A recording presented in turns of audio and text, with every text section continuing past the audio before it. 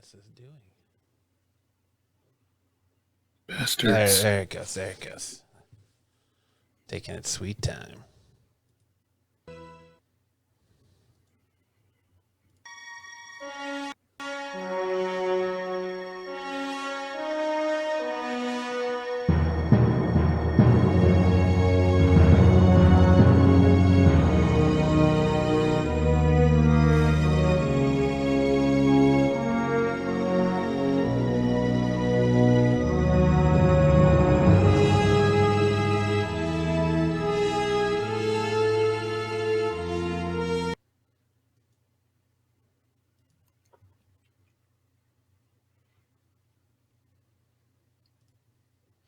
Welcome, everyone, to another episode of Tales from the Spinner Rack, our weekly comic book our podcast, Stroke, where we review the books that came out last week.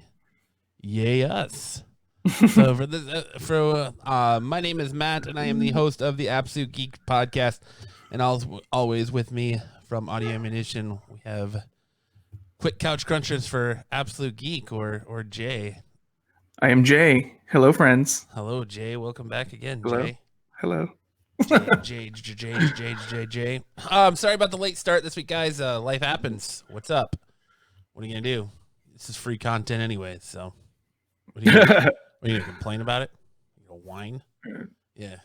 Got one of these for you if you do. You gonna whine about some free content? But yeah, so welcome everyone again. And we're here to lighten your life with some comic books that we picked up last week. Not a bad week. Not good, not great, but not bad. It was a light week for me. 4 books. Can't complain. 4 books. Would have been 5, but you know, I don't have a pull box anymore at my local comic shop because I'm so wishy-washy and change my mind on comics constantly that like I feel bad for being in this business and doing this for 5 years and talking and getting to know many shop owners. I feel bad for the shop owners when you buy a bunch of books and then you subscribe to a bunch of books, but then you don't want them or you don't pick up your pull box because that's extra books that they're ordering. Jesus, I don't know why I'm coughing. Ordering to fill your request. Yeah. So I'm like, all right, well, I'm not going to do a pull box anymore. I can usually get there early enough. My local comic shop opens at 9. I get there within 30 minutes of them opening. I can get whatever I want anyways. That's good. Well, that came to bite me in the ass this week because I started a new job. So my new hours. That's right. So I no longer work from home, and now I have to go into the office, and my new hours are from 7:30 a.m. to 4:30 p.m. So I can't get to the comic shop within an hour of it opening anymore. And I missed out on Batman Beyond and the big reveal of who Batwoman Beyond is. Oh. So I missed out on that one. So I think I'm gonna, sorry comic book owners, but I'm gonna go back to doing a pull list, and if I don't pick something up, tough tomatoes. You just have to, what I usually do, I'm like you, I don't have a pull list, but luckily for me, and I don't usually like doing this, but I have Greg's, Samurai, and Gotham City, like within, and then, like within on my way home. And and I should check out Brandon's because that place is right down the street from my work. I always forget about it. We'll talk off air about Brandon's. Okay. All right. So I have my usual flight path, I go to Greg's because they give the best discounts. Even if you don't have a pull box, they still give you money off. And then I'll hit Samurai. If they still don't have everything, then I'll go to Gotham City. And it's not necessarily that order of preference. That's just how that happens to, on my way home. That's how it is on my way home. But yeah, I love all 3 of those stores. But yeah, usually one of them. Brandon's Comics is a good place. You can go down. One of those places usually will have it. What I want. But so do you have to have a box to get any like deals where you go? No, but like it's a small shop, so he doesn't order a lot, so things go quick. But this is the shop I go Yeah. to. Like, I love Samurai. Samurai was my number one shop for a long time, but I can't ever get variants there, and I like my variants. Oh, mhm. And Drawn to Comics was I'd go there, but he does a weird thing with variants where box holders first come first serve, and then usually puts them on eBay. Oh, So Mike and Samurai's got 3 stores. So he yeah. usually sends the bigger variants to the more popular stores like Phoenix. Phoenix, yeah. So I can't ever get my variants. Even one or 1 in 10 variants are hard to come by. So Surprise Comics usually has them, what I want, and the variants I want. Like I said before, it was I could get in there and just get it. Now I just have to be more diligent. And he said if I called and was like, "Hey, can you save this book for me?" And this book, and he said he would. So I just have to be more diligent about knowing what comes out that week, I think. Is that the one on Surprise Comics on like Dice Art somewhere? No, it's on Cactus, out by me. Oh, okay. It's out in Surprise. Yeah.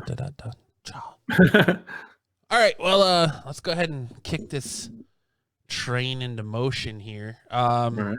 You started last week, so I can start this week. Okay. I'm gonna start with my pick of the week: Ghostbusters Year One, number 1. If you're a fan of the Ghostbusters, these it's kind of cool what they're doing. So since the new movie with is coming out this year, they've gone back and they're telling kind of in between stories and one-off stories through the comic. So this issue 1 kicks off with a reporter. It's been some time since the events of the first 2 Ghostbusters movie, and a reporter is coming to do a interview and a piece on the Ghostbusters. So she starts off by interviewing Winston, and she kind of, is like, let's start at the beginning. So you find out that Winston was in the military, and that he came out of the military and retired from the military and then went into construction, and that he loved doing construction. But what happened was that his foreman hired his clumsy nephew, and his nephew almost dropped a hammer on Winston's head. So they exchanged some words, and he said he walked off the job. And within 2 days, he was hired by the Ghostbusters.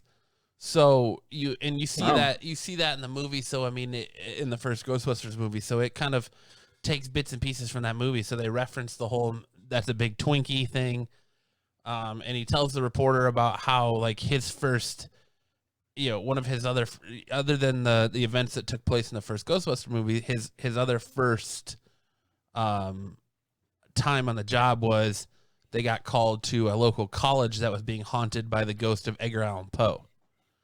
So he had Wow. to go help bust the ghost of Edgar Allan Poe, who, as Winston confronted him, turned into a flock of ravens and flew away. A flock of ravens and flew away, and it somehow summoned this like beast dog. So the first ghost he trapped was this beast dog. And so it's kind of cool. It goes through, like, I think each issue is going to follow the individual Ghostbusters through what was going on between those movies up until now. So it's definitely an interesting read. If you're a Ghostbusters fan and you want a little bit more Ghostbusters fanfare, I would definitely say check out the comic. It'll definitely get you pumped up for the upcoming movie. So I give Ghostbusters Year 1, Issue 1 I give it a 4 out of 5. I have a fun read. It was a fun That's read. cool, man. That sounds really cool. I don't know why I didn't get that. I guess I just figured, like, wasn't the movie Year 1 kind of thing, So, So like this book kind of takes place, like his first bust kind of takes place before the events of the movie, or before what we see in the movie.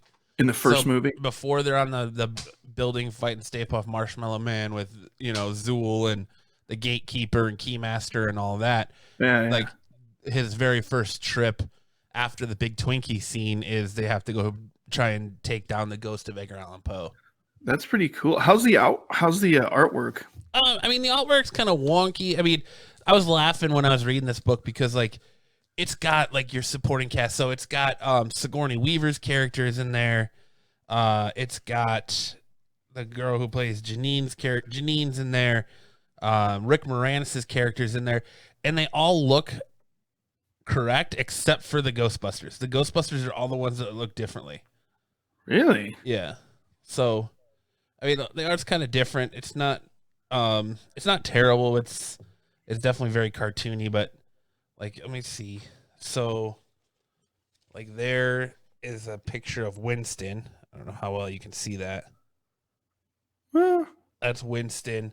But then, like, let's look at like, here's even the dude. So like, they interview like the guy from the ballroom that they blow up in the first movie. And so like up at the top panel here, there's Rick Moranis' character.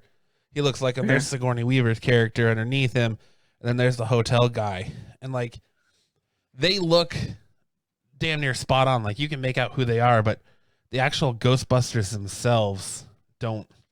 They're more, there's a little bit more liberal, I think, with the artist rendition on them. But like, this Edgar Allan Poe picture looks dope. Oh, wow. So, I wonder if their likeness is protected or copyrighted or something. Well, maybe. And that's why they can't do it. But yeah, that's like I weird. said, I give it a 4 out of 5. I've been wanting more Ghostbusters. It's like I said, the Ghostbusters is a childhood thing for me, and I've been reading the comics, but just like I'm intrigued by this fill in the blanks between the movies to the current movie. Because I think so. This movie's gonna fill in your blanks between 1 and 2, and then after 2, and I think the new movie is gonna take you all the way from the end of 2 to current. So it'll be interesting to see what they do with the movie. But I have a feeling just the way this one went, the overarching story is going to be this woman doing her story on them, and she's going to be talking to each Ghostbuster individually. So it was interesting that they started, I guess, last one in, first one up when it comes to an interview. So that's why Winston got talked to first. But but yeah, I mean, it was just cool how it paid homage to the movies and made reference to the first movie and gave you some kind of filler stuff that you didn't know you wanted until you read the book. That's cool. So is it an ongoing? I think this is a mini series. Like Ghostbusters, the Ghostbusters comic isn't ongoing, but I think the year 1 is only it's a mini series. Oh, cool. Well, I'm probably gonna jump on that then. It's cool. I would definitely recommend it. It's worth it if you're a Ghostbusters fan. Yeah. Oh, yeah. I definitely grew up with that stuff. So the first book I want to start off with is a book called The Kill Lock. IDW put it out, and this is issue 2, and it is it's written and drawn by a guy by the name of Livio Ramondelli. But I picked this issue number 1 up kind of on a whim, slow week, and I was drawn to the cover, the art, and I was, again, I don't know if it's just one of those things where I had no expectations going in, and I was so blown away by this book. It's so good. So The Kill Lock is about 4 robots. It's no human beings have been around.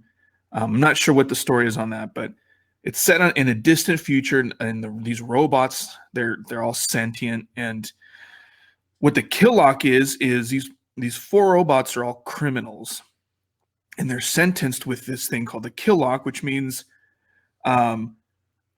they're sentenced together, and if any one of them dies, they all die.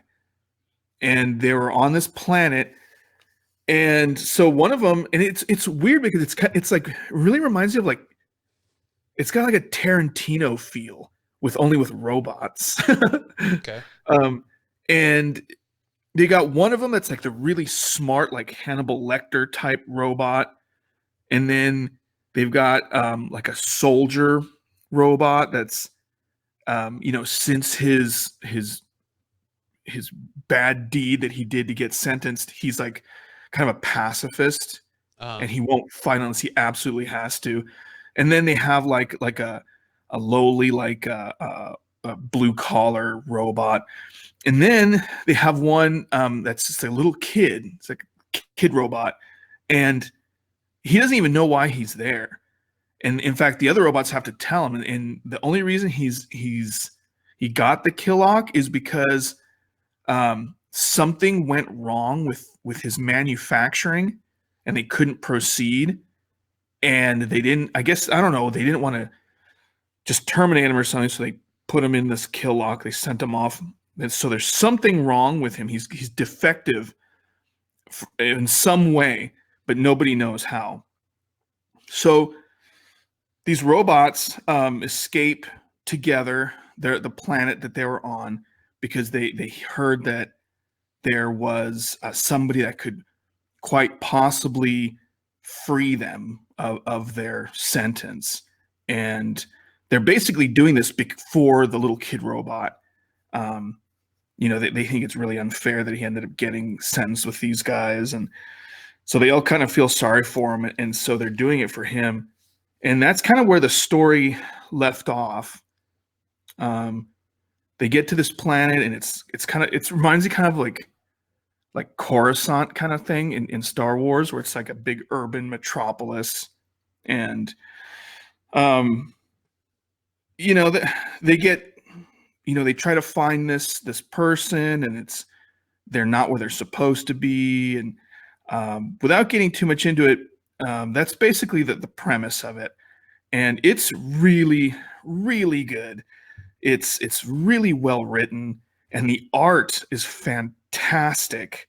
It's one of the coolest books I've come across in a long time, especially for like a brand new, it's like a brand new story. It's not related to anything. It's not a media tie-in of any kind. It's this guy's total original story, and it's fantastic. I would. And you said that's IDW? Yeah, IDW put it out, and I was so surprised and so pleasantly surprised. But yeah, I'll give. You know what? So far, I'm going to give Killock 4.5 out of 5. Ooh. That's how much I like this book so far. Ooh. So, but yeah, it's a mini series also, but it's great. It's great. It's not your typical science fiction kind of thing. Like I said, it reminds me of like like a Hateful Eight with robots or something. Very nice. It's cool.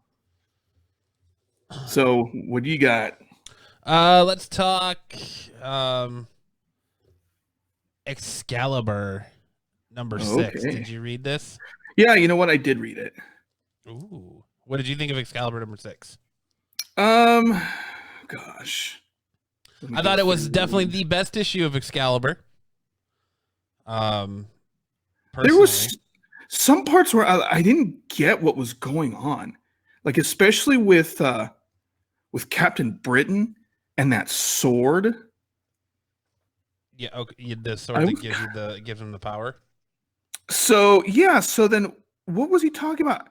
He said I had a dream and I'm not worthy of it all of a sudden, and he's like, just lock it away or something. Like, what? Well, he's saying he's not worthy to be the king. He's not worthy to take the sword and to be Captain Britain, and he's not worthy to be the ruler of that world. And that's why they brought back their brother Jamie. Yeah. That's why they brought back Jamie to kind of be the king, and he seems to be very much so Apocalypse's pawn in all. So why can't Betsy take up the sword? I don't think she wants it. She doesn't seem to want it. Like, she doesn't seem to want to be. At least that's like the feeling I'm getting from this book, is that she doesn't want to be the ruler of this world. And it kind of seems like, I don't know, like, because what's the name of the chick they're fighting? Is it Mary? It's not Mary Magdalene, is it? Morgan Le Fay. Morgan Le Fay. Mary Magdalene. What the fuck is the matter with me? Morgan Le Fay. So yeah, they're fighting Morgan Le Fay and her army, and Rogue is kind of using her newly found apocalypse powers, and she says she's never felt better. Yeah. They go to Krakoa, and I would say somewhat reluctantly almost, Xavier brings back Apocalypse. He only does it because he's part of the Krakoan Council. So they're fighting, and as they're losing in that, and Morgan Le Fay's armies are about to transition from their outer world into the present world. Apocalypse shows back up and tells Jubilee to tell her dragon son, which is still weird to me, to shoot his flames, and apparently his flames ripple time, or they tear time. Yeah. So it melts reality. Yeah, it melts reality. So they use Jamie's abilities to create his own reality and to warp reality to make it to where that reality doesn't come apart. And Betsy kills her brother, and reluctantly, yeah. And they end up bringing him back because it's Krakoa, and that's what this book is all about now. It's just killing and rebirthing mutants. Yeah, they almost work it into the plan now. Yeah, and they almost like, there's no consequences because they're like, oh, well, if we die, you can just bring us back. The only one that really seems to have a consequence is Kitty Pryde, and we'll get to that when we review Marauders. But that's like in this whole X series, that's the only book that seems to be like, well, we don't know if we can bring this mutant back, Yeah. I found it was interesting that this book kind of hit on some mature themes a little bit, though. The Rogue and Gambit thing. Yeah, a little bit adult, a little bit of an adult concept here, and where Rogue and Gambit are sitting in a hot tub together or a hot spring, and they're talking about the next step, like they're married and talking about Jubilee's kid, and Rogue kind of tells him that she doesn't know if she wants to have kids. Yeah, and he was like, "That's fine. We've got each other, and that's all that matters." And she's kind of like, "Yeah, but I don't know if I ever want to have kids." And she's like, "It's not just you. It's just I don't know if that's a life I want for our kids, and if I don't know if I want to bring a kid into this world." So they kind of have a very mature adult conversation in this book about whether or not they want kids, and it's kind of cool where Gambit's just kind of like, I'm here for you. I want to be with you, and that's really all that matters. Yeah, he was totally supportive of whatever. But then, so when they bring back Captain Britain, the original Captain Britain, he kind of doesn't want the powers. He says he doesn't deserve the power after what Morgan Le Fay just did to him. And then you kind of cuts to Jamie walking down some stairs, and it ends with him approaching Apocalypse, and he's got Morgan Le Fay kind of very much in the same type of like cocoon or coffin type thing that Rogue was in. So I think I like that this book touched on a little bit of a mature theme. I still don't feel like this book knows what it is. Yeah. No. 6 issues in, the only thing that's keeping my interest right now is this Rogue Gambit storyline. I might give issue 7 a try. If issue 7 is not good, I think that's going to be my turning point on old Excalibur. This clearly seems to be the end of the first story arc. So we're going to see where it goes from here. But that being said, I give Excalibur number 6 a 3.5 out of 5. Wasn't great, wasn't terrible, had some stuff I liked. And I definitely thought that this was probably the best issue of Excalibur. But it took 6 issues for me to say that. Yeah. I guess I don't know if I agree with you that it's the best, but it's one of the best. But still, saying it's one of the best, it still isn't saying much. Right. It's like saying, oh, it's the Browner turd. you Right. know.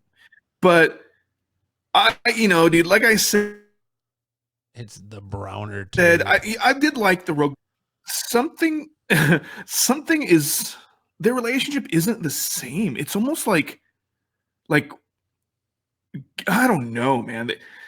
Gambit seems like he's just riding on Rogue's like coattails. Like he's just whatever you say, I'll do, Yeah.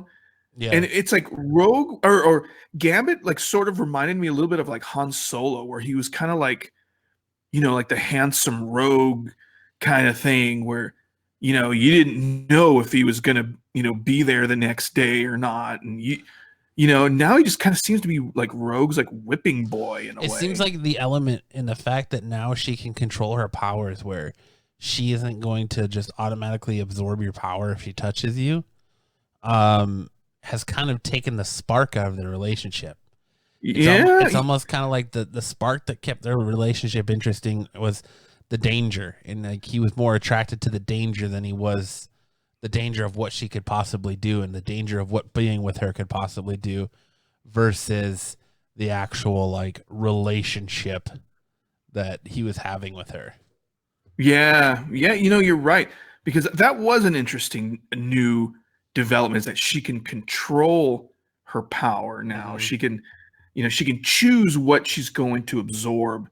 Right. Whereas before, I mean, anything or anyone that touched her anywhere, she would just absorb their powers. Which I don't know. I think that was kind of cool. Yeah. And I think you're right. I think that was definitely a part of an element that was the chemistry that made up the chemistry of the relationship. And without it, it's weird.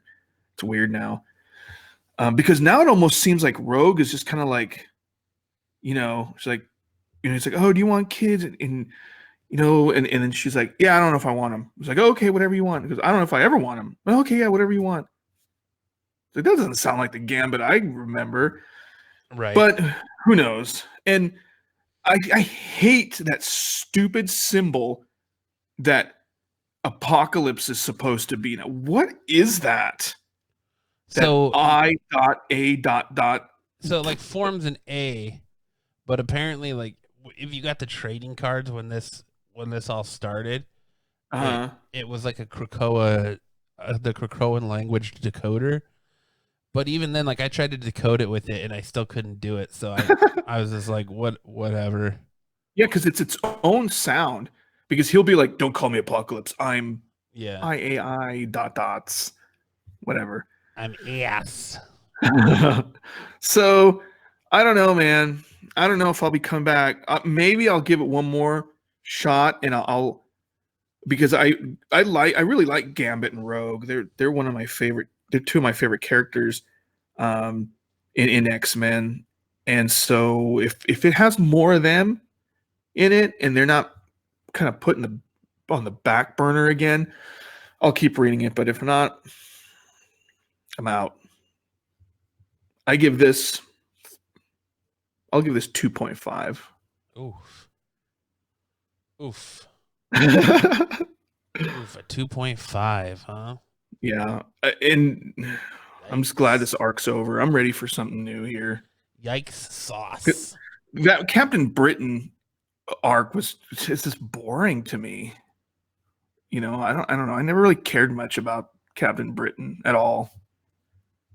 So, and that's just something personal. That's just a personal preference. So, yeah, yikes sauce. Okay. So it's my turn then, hey? It is your turn. Oh. Okay.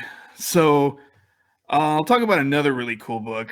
So if you guys listen to this podcast regularly at all, you'll know how much I really, really like Joe Hill's Basketful of Heads.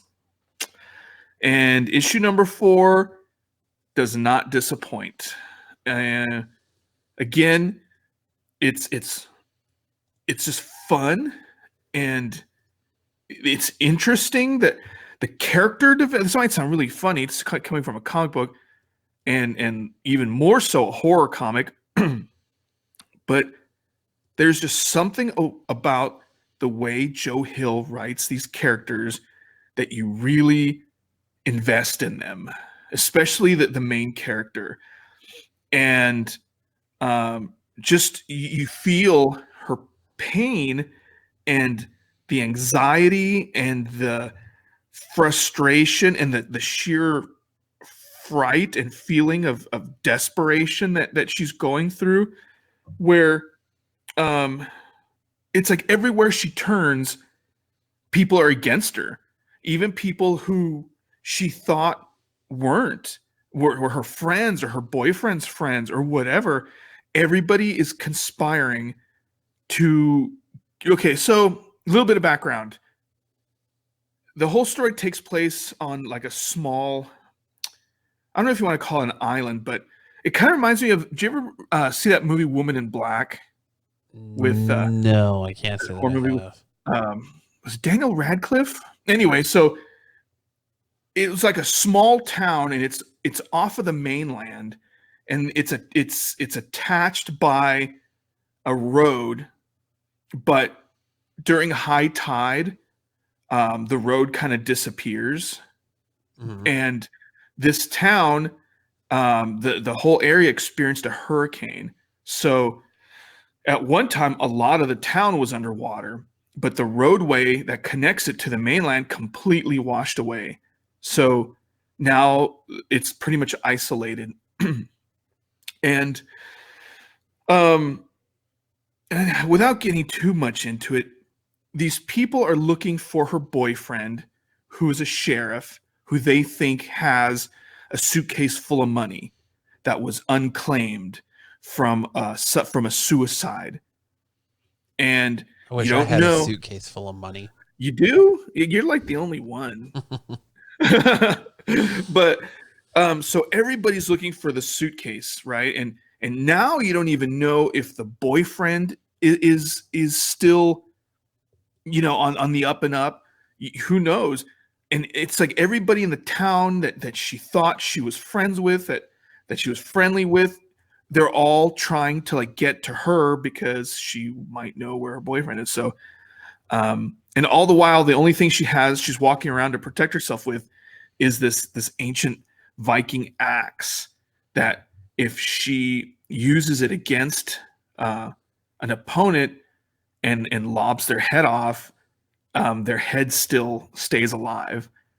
And and so she hides the body, but she keeps the heads in a basket because she feels too sorry for them to kind of leave and by themselves or whatever. So she carries them around, it sounds really weird, but it's really cool. And I've never seen anything like this. I think it's pretty original. So yeah, it's funny and it's gory and it's just fun. It's a fun read, exciting read, quick reads. It doesn't get too wordy ever. The art it's pretty like old school. It almost reminds me of some of those old like Tales from the Crypt style. It's pretty like art, bro. What's that? I said art is like art, bro. Yeah. It's pretty like art, bro. It's pretty artsy. But yeah, it reminds me of like those old like EC books, it's kind of done in that style, which lends more of a of a theme, of a feel to the whole book. So it's great. Basketful of Heads, in my opinion, is like one of the best books out there. Especially if you like horror books. So again, you know what? I'm gonna give Basketful of Heads 4. I'm feeling generous right now. I don't know what it is. 4.5 Basketful of Heads. Ooh. Not just this issue, but the whole run so far. Ooh, baby. Believe it. All right. I can get behind that. Let's move on to a little, let's take a trip to Gotham City and talk about Batman 87. Ooh. Did you ever read 86? I did. You didn't? Oh, did you? Okay, cool. I picked it up. What'd you think? It was all right. I'm not, look, I understand. Not a lot happened. I understand Corbin. Corbin had a problem with Tom King's writing, and a lot of people did, and I understand that. I take nothing away from that. That's to each their own. All right, you had a problem with Tom King. That's cool. James Tynion or Tannion or however you want to pronounce it. I love his writing. He's Hmm. Scott Snyder's protege. He's done good things in Gotham. But I feel like this story is very familiar. Mm, I feel like yeah. this writing style is very familiar. This is very the War of Jokes and Riddles-esque to me. Like, when I started reading this issue, that's the first thing that popped in my head, because he's using the Riddler, but instead of the Riddler, he's using the Penguin. And I know, and so this issue is that the Riddler and Penguin are teaming up with a group of assassins, and they're trying to take down the city and take down Batman. And there's pieces on the board that you're not even aware of yet, and the Riddler is all hopped up on these mind altering and enhancing government military drugs. Like I said, it feels very familiar. It feels like they took kind of like the story from the Arkham Asylum games where Bane is all, or the Joker gets hopped up on Venom, and they kind of just changed it to a mind altering drug and gave it to the Riddler, and then Penguin's kind of in the background, and they're using these assassins, and they're using Deathstroke and kind of all these different assassins, and they all get locked up in this supermax prison that Bruce Wayne has built for Gotham City, and they find out that one of them is Clay. It's a fake, and that she's still out there. So Bruce pursues her and slingshots himself out of basically what Lucius Fox compares to be a rail gun. Yeah, what do you think of those new vehicles? What do you think of that new I think vehicle? it's stupid. I do too. It's dumb. It looks big and clumsy. Like, it's not like streamlined, you know? So he shoots him out of that, and like Batman basically takes her out with that thing, because as he's flying through the air, she like jumps on him, and he was like duck, and it, like that whole cheesy thing, and they smash into a wall, and she's all messed up, and she smashes into like an oncoming on the grill of a semi truck. Right. Awesome. That was pretty awesome. And it's just like I said, I'm sitting here reading this, and I felt like it was very familiar, and it felt like it was like a mishmash of ideas taken from other stories to make this up. I mean, I thought it was weird how emaciated and like skinny and just contorted the Riddler looks. Yeah, his skin looks like it's falling off or something. Well, he looks like he hasn't eaten, and he's like looks like he's almost turning into the like Abomination, the Hulk villain.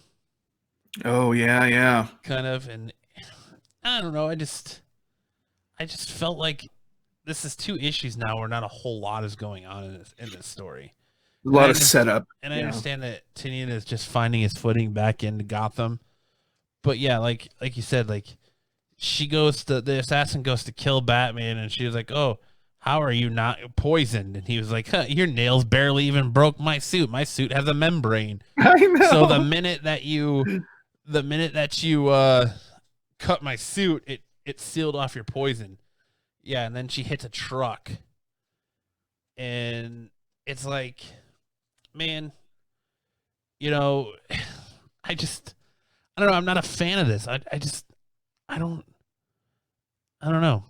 It's hard to explain, but I'm just not really digging this arc so far. So I'm hoping, because I think maybe what it was is that at the end of Tom King's Batman, at the end of Batman 85, it set it up where you thought it was going to be a Joker story. And I came into this thinking, man, Tynion's going to get a Joker story right off the bat. That's dope. And then I'm kind of getting this, and it kind of feels like a rehash of the War of Jokes and Riddles almost. And I mean, I'll see where it goes, and hopefully it gets better. But like you have the Catwoman and Batman working together, and they're joking around about a dead body smell. And she asks him if he has a gadget that'll teleport dead body smell out of her room. And he's like, "How do you know I don't already have that?" Like, it's I don't know.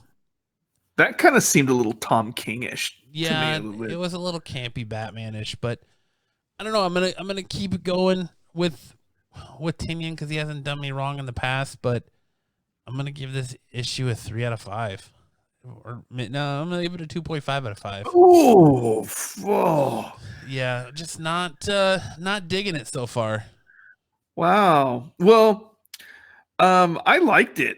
I like it so far. But like I said, I'm not a big fan of that night climber thing he uses. It looks kind of dopey and clumsy. But I like Lucius being in like the Oracle capacity, you know. I think it's pretty cool. And I think there's a lot of setup going on. I mean, I was pretty surprised, because as soon as Batman walks in to that prison, which I guess they call the Black Block, that Bruce Wayne built for the most powerful Worst of the criminal or worst, whatever. like the Yeah, Joker and yeah. And so as soon as you walk in there, and he walks in there, and Deathstroke's acting all cocky, you're like, how is he going to get out of this? Like, how are they going to get out of this? They are, and he knows he is, but you're like, because they have him like pretty much like in like the like a carbon freeze from like the neck down. yeah. They're like, how are they but like Matt said, they did. And that the way they did it kind of threw me for a loop. And I think I love like how fast paced it is, and how kind of not, I don't want to say gory, but I mean, I don't know, I don't remember who this is, but when that assassin, gosh, why can't I think of her name, smashes into that truck, she's all messed up. She's a new Like, character, isn't she?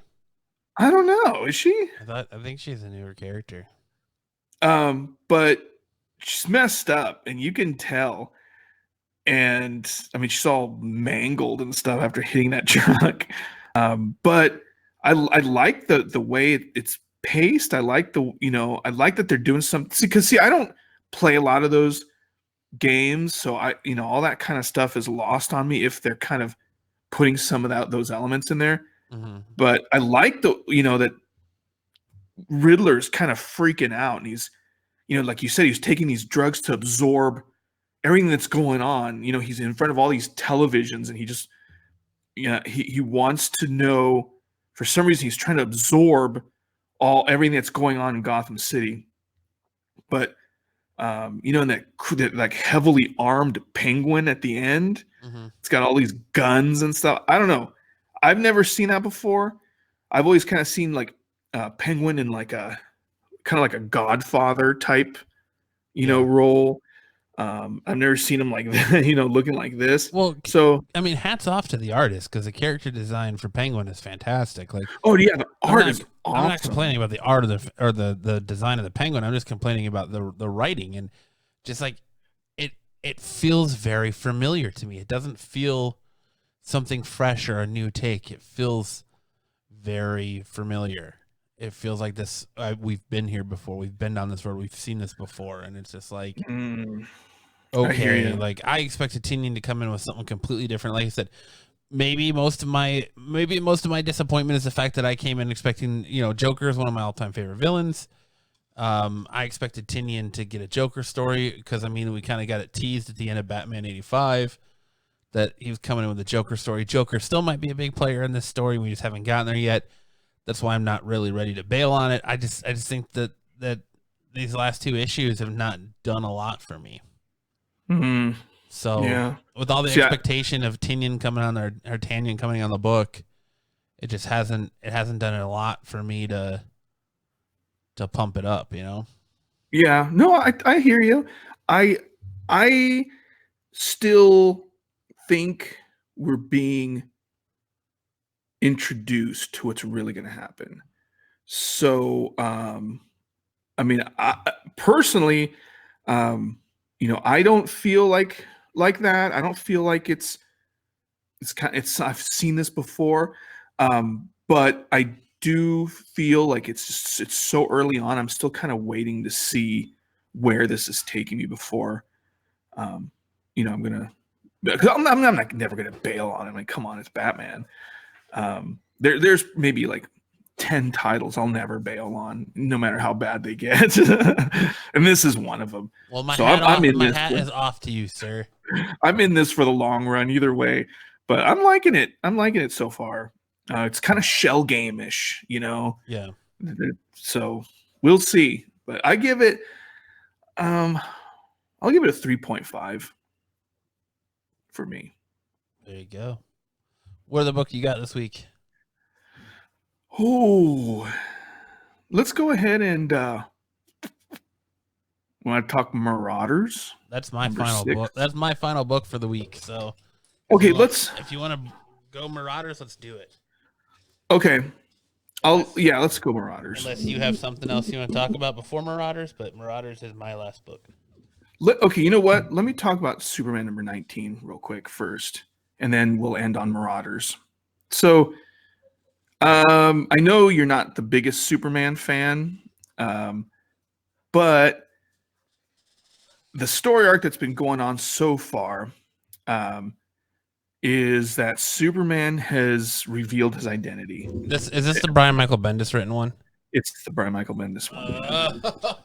Well, they're both Brian Michael Bendis, aren't they? Isn't he doing action too? So yeah. How far he has fallen. It's not bad. It's not too horrible.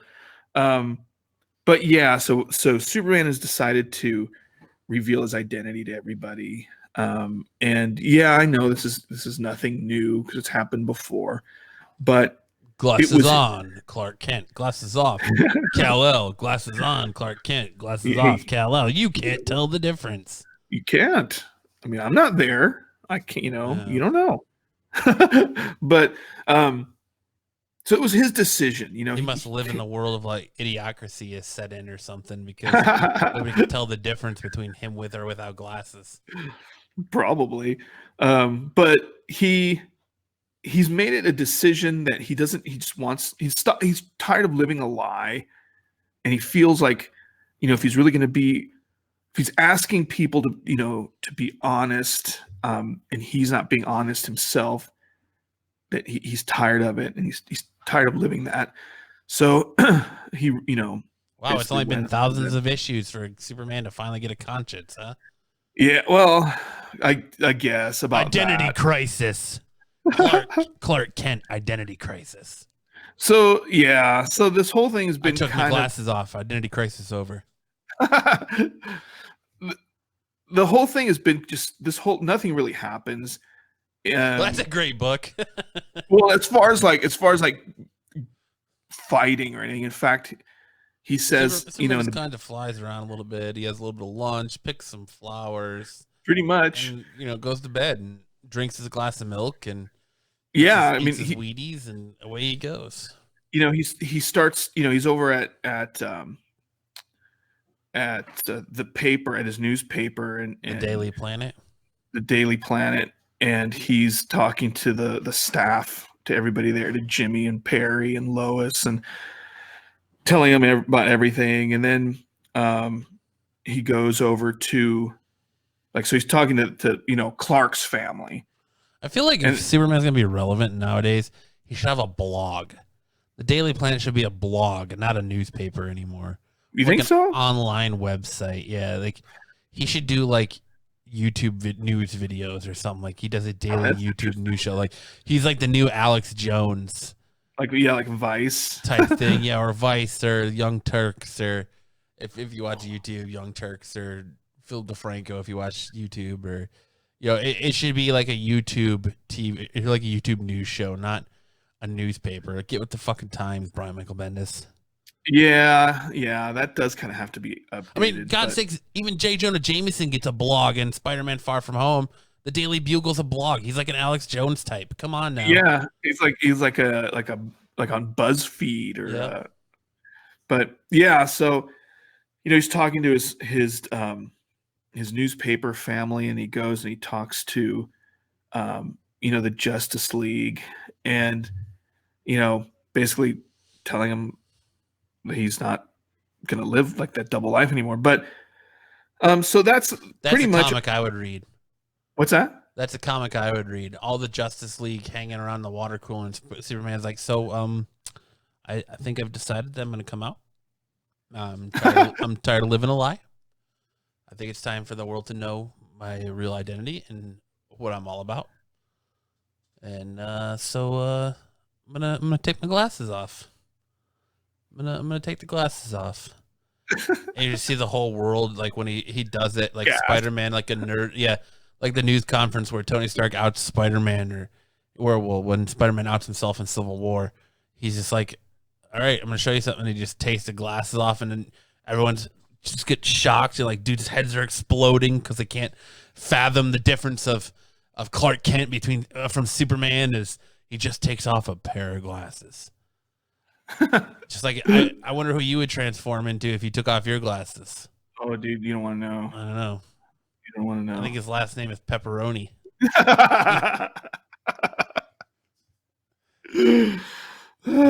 First name Ants, last name Pepperoni. Starts with an L and ends with an ants. So that starts with an L and ends with a Laroni.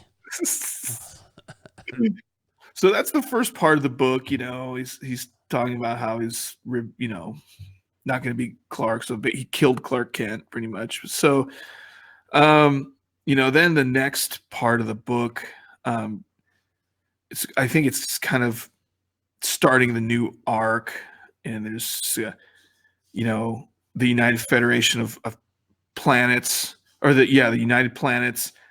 They're kind of having like a peaceful meeting, and this crazy like zealot dude comes and breaks in. He's like, holy crap, did you guys see that Clark Kent is Superman? He took the glasses off. And everyone's like, oh no, and let's go kill his family. Yeah, exactly. Let's go kill his family. But he comes up and he just starts. Lois divorces him because she feels like she's been cheating this entire time on her husband because she can't tell the difference between Clark and Superman. Like, it's just this whole, like, and then the next arc is just Superman divorce court. And she hits on the Bruce Wayne. Yeah, Judge Judy oversees his divorce hearing. That'd be awesome. She has an affair with Dick Grayson. It introduces like a new bad guy at the end. So this issue's pretty, not a lot. Clark comes home to find her in bed with Connor Kent, and he's just like, "Sorry, bro, our little secret." And with Bizarro. Yeah, there you go. Getting that Bizarro D. So it was a fun issue. Superman's, I don't know. I know you're not a big fan, but it's been okay. Since Bendis took it over, I really can't complain too much. But the whole, they're kind of dragging the whole Clark Kent thing out a little bit. I mean, I know it's a big deal, but I mean, guys, this is already like the second issue where they're still talking about it. But art's really cool. I'll give this 3.5 out of 4. Superman number 19. 3.5 out of 4. I mean, what kind of grading scale are you scaling on, sir? We're on 5 here. Oh my gosh, I need to completely recalibrate my entire. Yeah, you need to quit couching them crunchers or crunching them couches. 3.5 out of 5. I mean, next thing you know, you're gonna be giving it an ottoman and a throw pillow and shit. And brown streaked throw pillow. Oh my god, brown streaked throw pillow. I don't know about all that. I think you do. No, I know nothing about that. I wipe, sir. God damn it, I wipe. Hey, baby wipes. Brown streak could be anything. Baby wipes. Yeah, that's the way you do it as an adult. You start with the paper, you finish with the wipes. Could be Reese's peanut butter cup that you dropped. No. It's Phoenix. It's hot. Does its face look like he's dropped a Reese's peanut butter cup recently? I don't think so.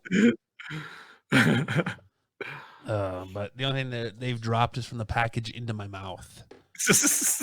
So, all right, my last book of the week, Marauders number 6. This book. that book. It needs more consistency. What you talking about? Consistency. Because this book, we're at issue 6. So 4 out of 6 have been good. And there's been two pretty whatever issues. I would like to see him no more whatever issues. I don't care about Shinobi Shaw. I don't care about this one-off bull crap anymore. Stick with the main story, because this book was fire this week. I liked, all the stuff going on. I liked the fact that, they penetrated Pyro, and they've put some kind of nanite in his system. Wait, who penetrated Pyro? Yellow Jacket. I'm just kidding. Oh yeah. They shot Pyro with some kind of like nanite technology, and they're gonna try and take him over. It looks like the crew of the Marauder is still under attack, so they're fighting off their attackers. The KKK looking dudes. I can't think of hate monger and executioner. Yeah, an executioner. Thank you. So like they're fighting hate monger and executioner, and they're going to town with them, and they finally dispatch them, and pretty much the end of the book.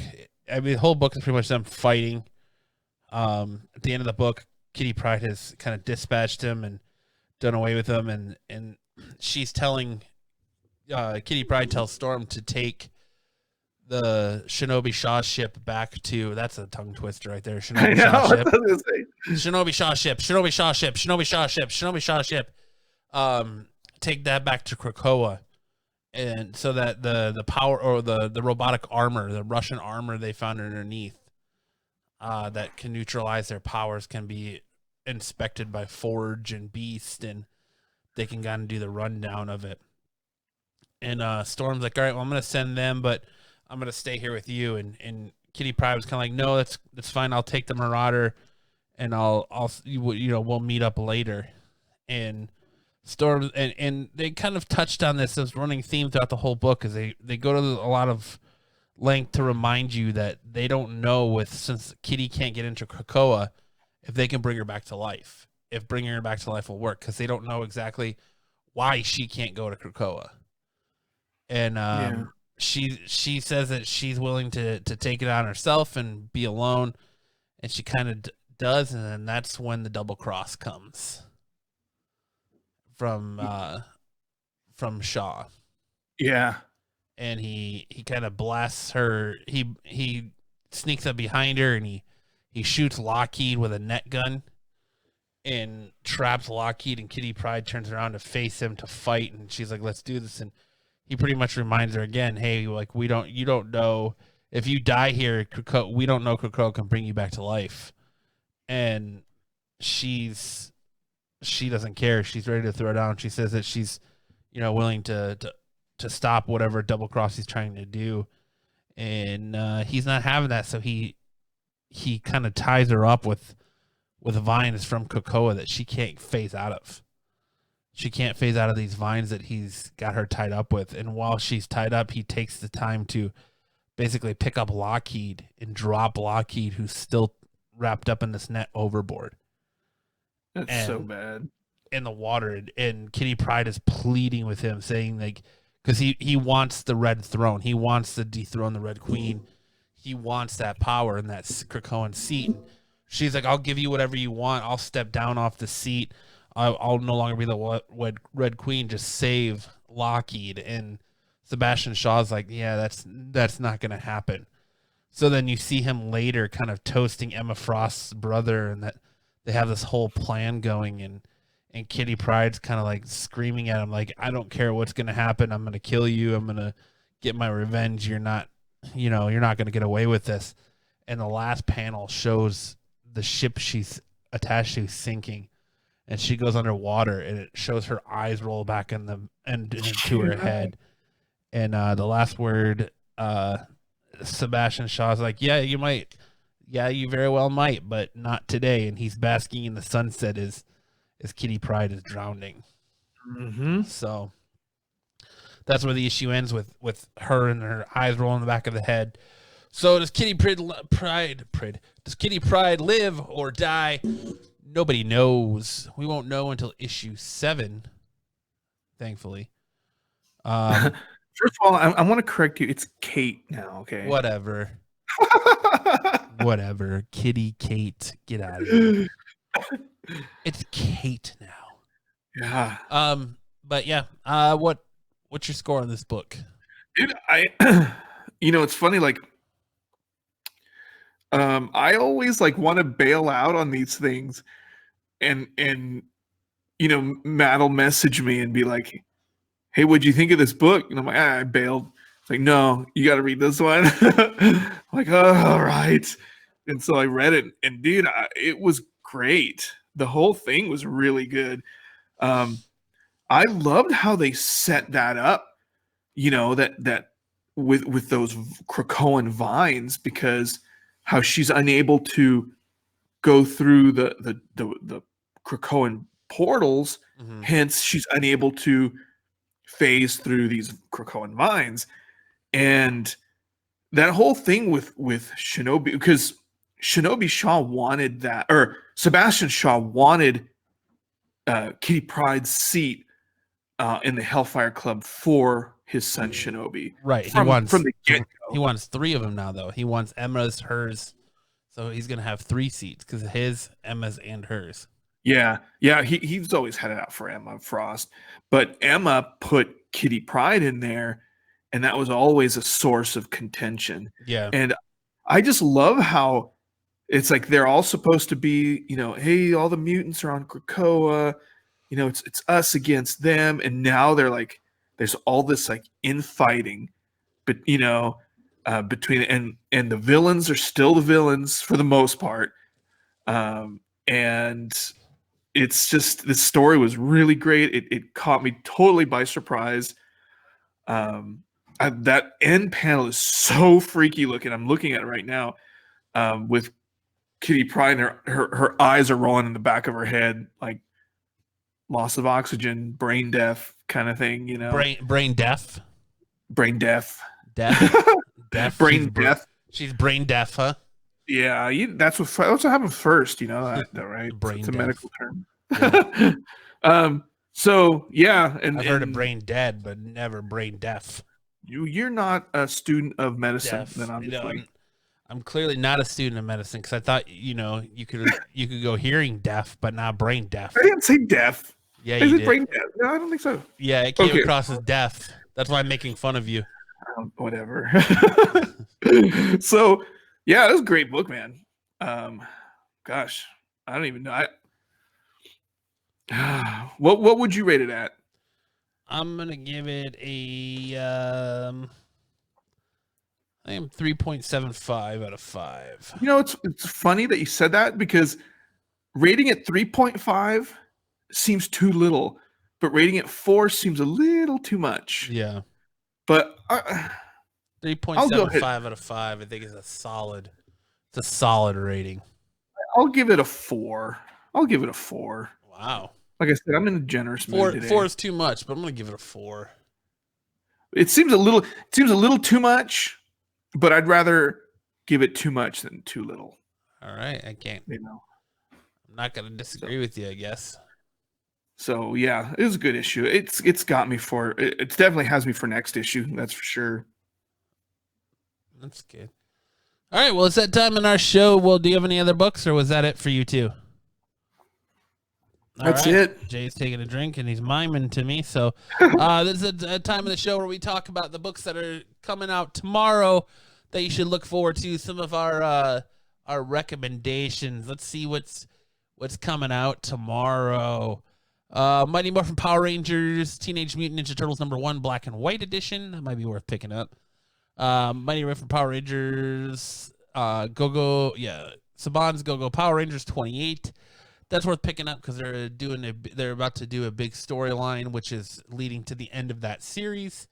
So if you're a Power Rangers fan, I would definitely say check that out. Dark Horse, Frankenstein Undone #1. Yeah, do you know anything about that book? I don't. I have not. I'm probably gonna pick it up. Yeah, it looks interesting. DC Comics. We're looking at Action Comics 1019, Adventures of Superman, Aquaman, Death of the Prince, Deluxe Edition. Batman 86 second printing if you didn't get it last week. Batman Beyond Volume 6. Let's see what else. We've got Doomsday Clock 12, Flash 87, Green Lantern and the Black Stars number 3, Justice League 39, Last God number 1 second printing, Last God number 4, Suicide Squad number 2, and Titans Burning Rage 6 of 7 coming out next week. For Dynamite, you got George R. Martin's Clash of Kings. If you're a Game of Thrones fan, I would say check that out. That's probably worth a glance. IDW, we got DuckTales Volume 7. Whoop, whoop. Star Wars Adventures 30. I'm surprised IDW is doing Star Wars. Teenage Mutant Ninja Turtles 102. Been watching that. That's taking a big swing. So pick up issue 102 of the Teenage Mutant Ninja Turtles. Image Comics Ice Cream Man 17. I've heard so much good things about that Ice Cream Man book, but I've not picked it up yet. Yeah, neither. I'm gonna have to check it out. Philadelphia number 3, if you're still reading that. Monstrous 25. Outcast number 44. That series is getting ready to come to an end. Protector number 1. So if you're looking for a new number 1 from Image, there you go. Protector is supposed to be. I've heard it referred to as Conan the Barbarian meets Mad Max. Ooh, that's so yeah, that's pretty cool. Rednecks 25, Sex Criminals 26. And then we got coming into Marvel, we got Amazing Spider-Man 347, Amazing Spider-Man Daily Bugle number 1, Avengers 26, second printing, Avengers 30, Avengers of the Wasteland number 1. Then we got Captain America 18, Captain Marvel The End number 1, Conan Serpent War number 1, second printing, Conan the Barbarian 12, Deadpool The End number 1, Doctor Doom number 3, Doctor Strange The End number 1, Doctor Strange number 2, Fallen Angels number 6, Hawkeye Free Fall number 2, Immortal Hulk 30, Iron Man at the End, Jessica Jones Blind Spot number 2, Miles Morales Spider-Man 13, New Mutant 6, Ravencroft number 1, Secret Avengers number 8, Spider-Ham number 2, Star Wars number 2, Thor number 2. Pick up that Thor book, everyone. Oh yeah. What else? X-Force number 6 and X-Men number 5. God dang, if you are a Marvel fan, tomorrow is your day. Because Marvel is dropping bombs everywhere. Hope you still got some leftover Christmas money. Yeah, big bomb. A lot of books coming out tomorrow, guys. So get out to your comic book shop and pick some of those up. And as always, guys, I want to, we always end the show by saying support your local comic shop and keep them bagged and boarded. And we mean just that. You heard Jay kind of talking about his local shops at the beginning of the show and where he goes. So if you're in the Phoenix area, guys, and you're looking for a place to pick up comics, check out Samurai Comics. They've got 3 locations, Glendale, Mesa, Phoenix. You have Brandon's Comics in Tempe. You have Greg's Comics in Mesa, Gotham City Comics. There's Dreadnought Comics. There's all kinds of comic book shops in Phoenix. Ash Avenue in Ash Tempe. Avenue Comics, yep. There you go. So there's Secret World in Scottsdale. So yeah, Drawn to Comics in Glendale. Guys, God, there's so many comic book shops. I can't even keep we're really lucky. There's around another here. one. All about downtown. Phoenix. So Guys, supporting your local comic shops is easier than ever if you're in the Phoenix area. But if you're not in the Phoenix area, you're not lucky as we are. Support your local comic shops. Remember to keep them bagged and boarded. Buy online. It's a good time to be a comic book fan. Definitely. Like the best. Exactly. But if you guys had a great time, make sure to hit that like and subscribe button. We'll have, if you want to, leave a comment down below letting us know if you agreed, disagreed with our reviews this week, or let us know what books you're reading that you think we should be reading. Let us know in the comment section below. If you're listening to this on any of your podcasting platforms, remember to hit that like and subscribe button and leave us a review, as it helps us out so much in the podcast and standings with those analytics. But as always, I've said it once, I've said it twice, I'll say it a third time. Keep them bagged and boarded. Remember to support your local comic shop. And we'll see you guys next time.